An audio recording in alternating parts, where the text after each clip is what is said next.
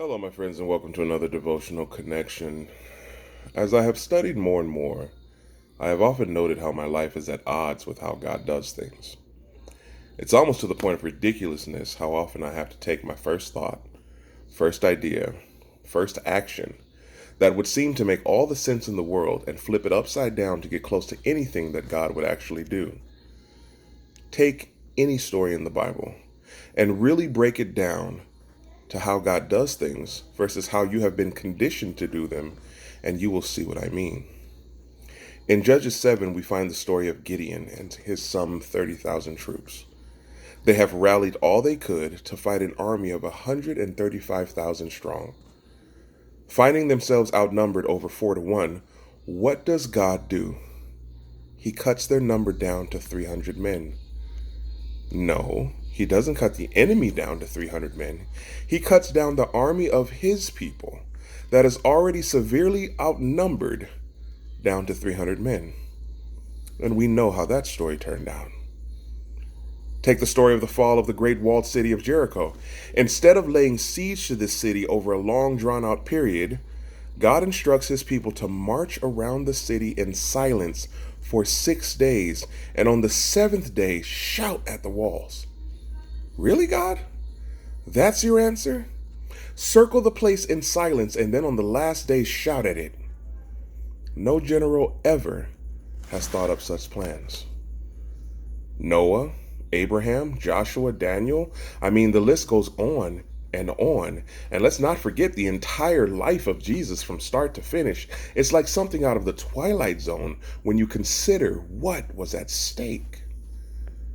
So today, when a friend of mine texted me this quote, it was another step forward in a long list of instances where God is helping me to be more like him. He sent me this.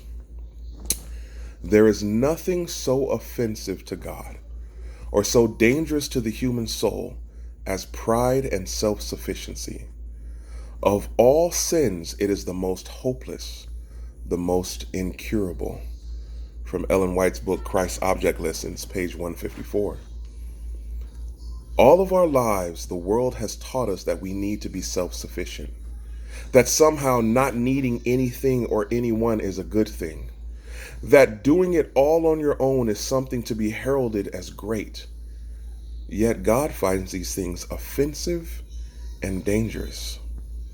From the beginning of our existence, it was God who said, "It is not good that man should be alone.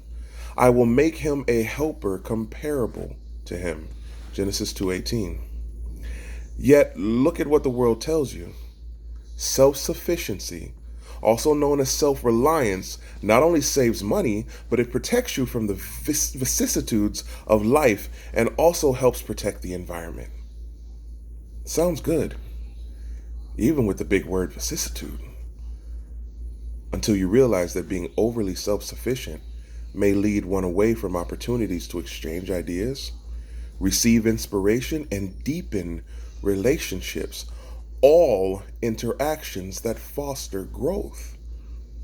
And let's be honest, our self-reliance has led to a world of lonely and depressed people who not only don't know how to have a conversation with each other and exchange ideas with respect, but will turn on each other at the drop of a hat for being different. The last 3 years have shown us that. Black versus white, Republican versus Democrat, and now vaccinated versus unvaccinated. The only way out is God's way. We have to go back to him. Get rid of our pride, our ego. Stop pointing outward and look upward to him. His way will surprise you, but it is the only way. Talk to you again.